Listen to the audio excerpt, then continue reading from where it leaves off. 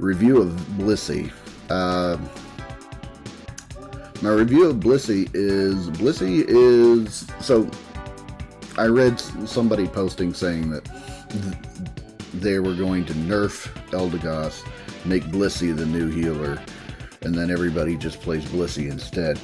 And that didn't happen. What ended up happening was Blissey is just as good of a healer,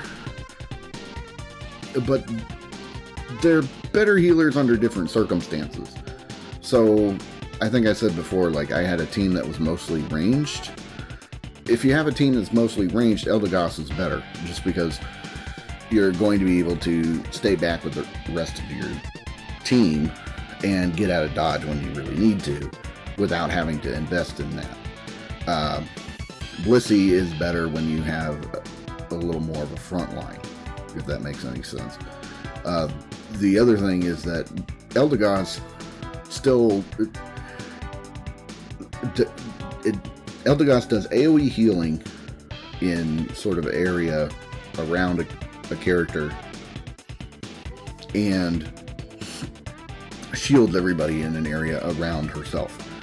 So those are her two primary ways of healing. And that works really, really well when you're in the middle of a big team fight. Blissey, soft-boiled, builds up, I think, up to 5 charges, but it varies depending on what level you're at. So at the highest level, it would be 5 charges. Most of the time, you're having between 2 and 4. But you have multiple charges of soft-boiled, so that if you start getting into a fight and it's just you and like one of your other allies versus 2 other Pokemon, like in a lane or something, then you can drop a couple of charges of soft-boiled onto your allies to keep them alive. And it actually heals you when you do that too. So you can actually drop it on yourself too to keep yourself alive if you need to. But Blissey heals in kind of these small bursts, and it only heals one character at a time. So that's important to note, I guess, is that if you're expecting big team fights to happen a lot, Eldegoss is better. If you're expecting to have a lot of smaller skirmishes, most of the time, Blissey's better.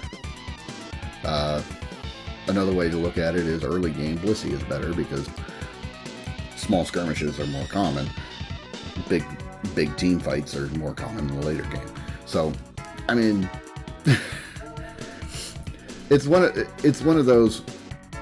They both kind of do the same thing, but they both do it so differently that somebody who specializes, or maybe not specializes in, but somebody who plays support a lot like I do, doesn't mind having both as an option, right?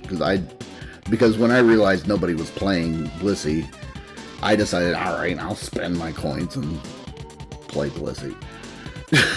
So, and turned out I like playing Blissey, which is weird because I hate the Pokemon. That's the weirdest thing about this game, is that most of the characters I play Eldegoss, I play Blissey, I play Crustle, and I play Snorlax.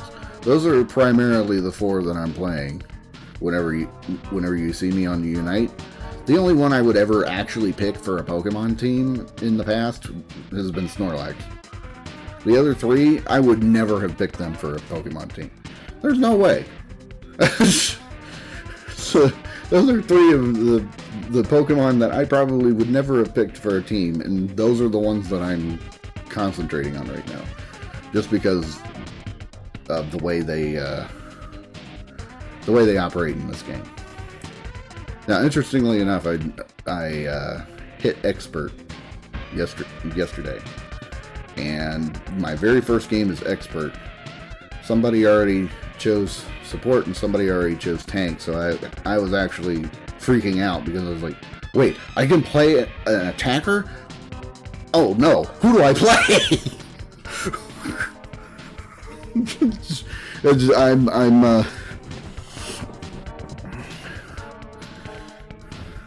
I have too many choices at this point.